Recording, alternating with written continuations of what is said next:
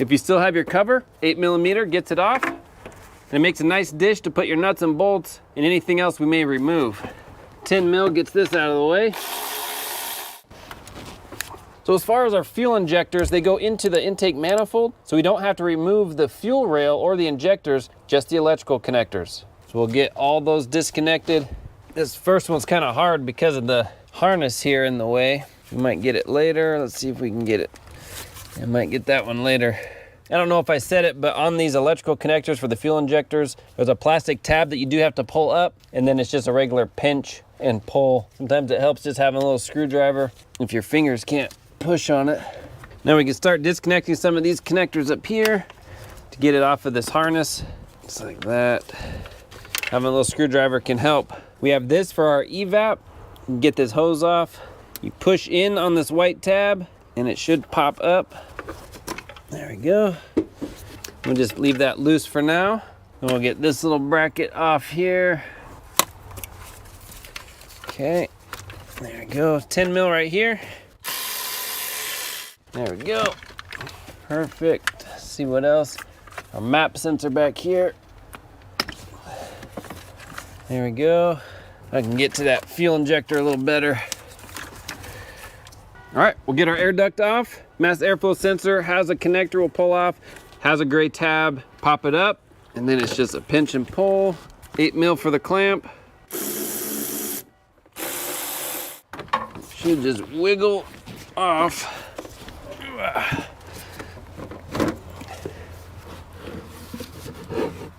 All right, got that. Just take this boot off, put them together. Throttle body connector, gray tab, pull back, then pinch. I think that's everything on this side. We have one hose under the throttle body, coolant hose. Okay. A little coolant's coming out of that throttle body. No big deal, just have a catch pan underneath. You can even drain your coolant before we get this far. Okay, just double checking, got that undone. Everything over there is undone. Okay, so on this side over here, we have our fuel line that goes into our rail. We'll disconnect that. Let me move you around, you can see better.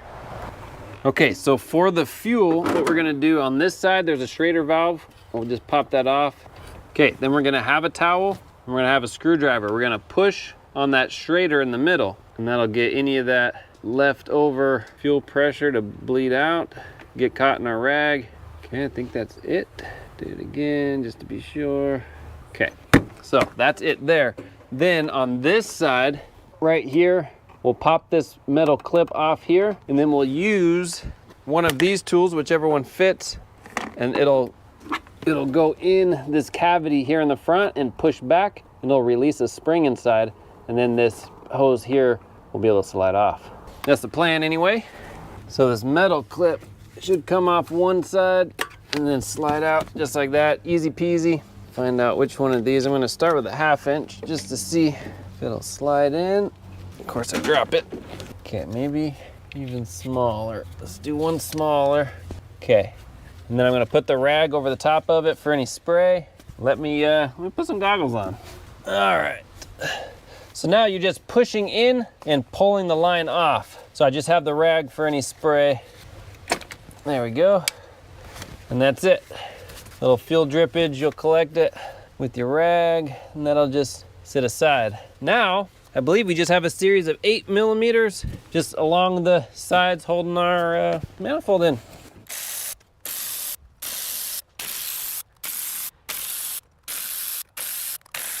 Okay, so there are 2 hoses we forgot while I was pulling the bolts out. I spotted them, and both hoses are for our PCV system. We got this hose here. You get a screwdriver, or here's a pick right here. So this one up top. Come on, buddy. Okay, that one there. Then we have one on this side going into the throttle body. Pull it off down below. Okay, perfect. So now it should lift up. I got everything.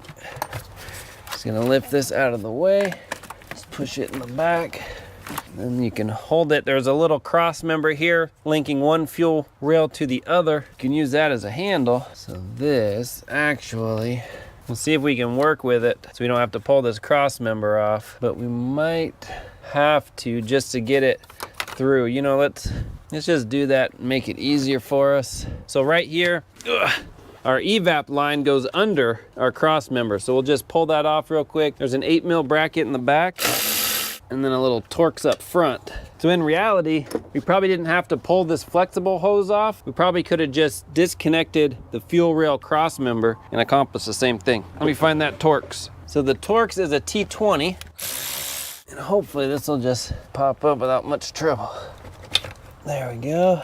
Slide it under that. Okay, so at least it's out. And we still might have to finesse with it. Let's put this back on. It's just a little O-ring. Gonna slide it back in for now. So let's see what we can do here.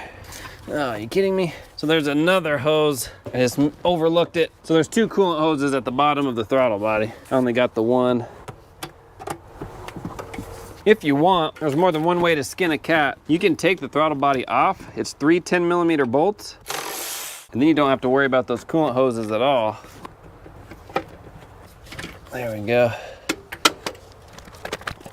There we go. Pull this off here. Perfect. Once the manifold is out of the way, it exposes our valley pan here. Of course, we'll clean up, we'll vacuum every bit around the whole thing before doing anything else. Let's stuff some rags in the intake ports so we don't get anything falling down there. Okay, perfect. Where the wires go in the top, those are caps. We want to pop off those caps and disconnect those electrical connectors. In order to get the connector off, you want a good pick. Just a small little pick in there. Okay. Now we want to take out our knock sensors, 22mm. All right.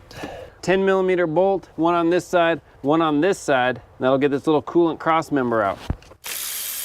All right, bolts are out. Wiggle, wiggle, bunch of coolant. Just gonna get this gasket super disintegrated. Let me pick it out. There's not even enough of it left to show you. Looks like it's just an O-ring. Yeah, it's just kind of disintegrated, but that's what it looks like, just a little O-ring. Trying to scrape off the old stuff as much as possible. If you need a little more, you can use a plastic razor blade to get the rest of that rubber stuff off. So we'll do the same thing on this side. I'll just wipe it good and clean. Good and clean. If there's any O-ring material left, just scrape it out. And we'll blow it with the air gun. So on these, I don't necessarily care for the design. They do go on like that. They fit perfectly. But because this channel is so deep, I'm just gonna put an O-ring back on, just like they had from the beginning. So just have a little assortment of O-rings from Harbor Freight. And let's see if we can find the right size. Okay, I found ones that'll fit perfectly. And all you want with your O-rings is that they protrude out so that when you bolt it down, it'll squish a little. So you just want a little bit of squish. Let's push those in, push those in. I think that's good enough. So now, bolt them down. They don't fall out. Perfect. Put our bolts back in. Now, if you do decide to get the ones from the kit, I'm sure they're fine. That's entirely up to you. I'm just deciding to do this instead. Tighten these down. I don't have a torque on those, just snug is good. I'm just gonna get an air hose and blow out all the coolant and stuff so it'd be easy to spot a new leak if there is one. Now, on our manifold, pop this up. Watch out, there still may be some fuel in it. We want to just pop this off like that. Nice. Okay, and then we'll just wipe all around. Make sure it's good and clean. Make sure it's good and clean. Watch your injectors. You don't want to get a bunch of gunk on the tip of your injector. Easy to avoid. Okay, we'll do that to all of them. Okay, perfect. Then we take our new gasket. We'll just pop it on. It should just click on in its same grooves that it came out from. It should just snap into place. That's it. So there's one. Just make sure it sits flat. We'll turn it around and do the other side. I'll tip it over. Again, fuel may come out. Pop this off. Get a little of this.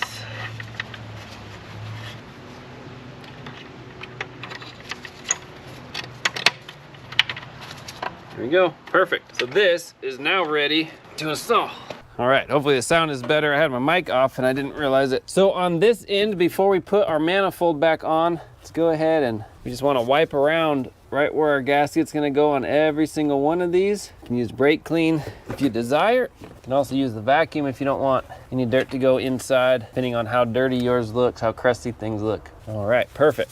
So now we can put our knock sensors in. Now we don't want to tighten these too tight. We'll put the torque spec on the screen. Put our electrical connector back on. Put our boots back down.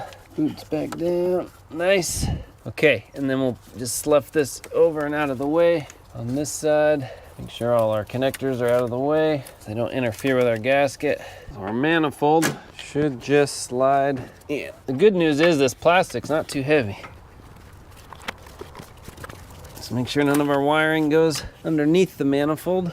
So far, so good. Making sure my knock sensor wiring is in a good spot and not in the way of anything. I think that's it. I think we're set in. Snug some of these down and make sure they go in their hole.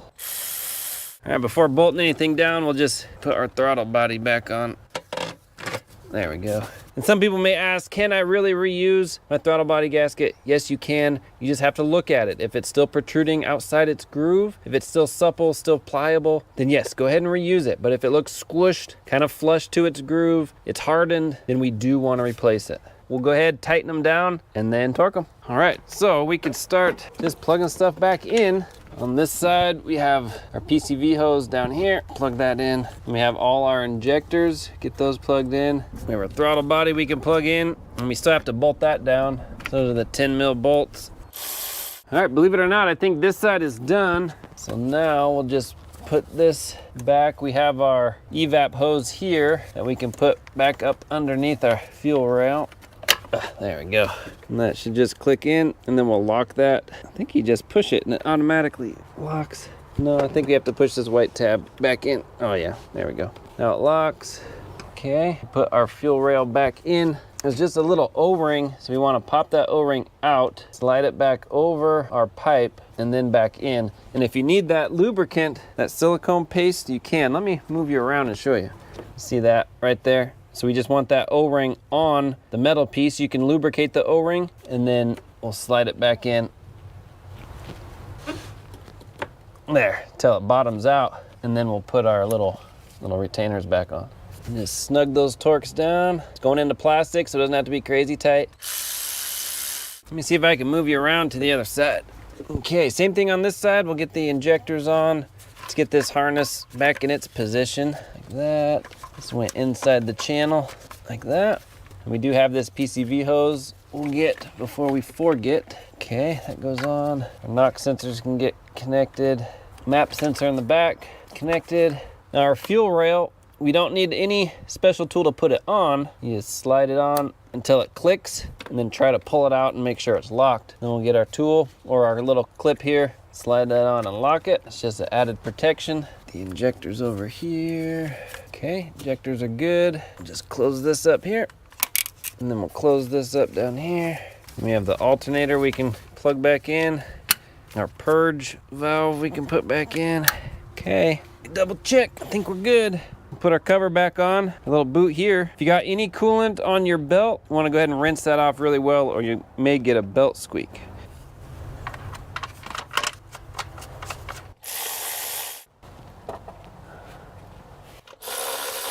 Before we put our duct on, we will make sure we get this on. Slide that all the way on, tighten up our clamp.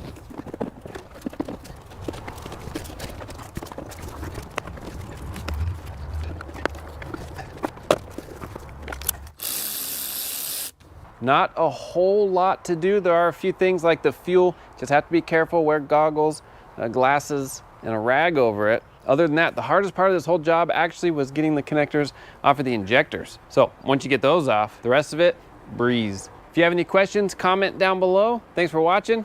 Like, subscribe. See you on the next one.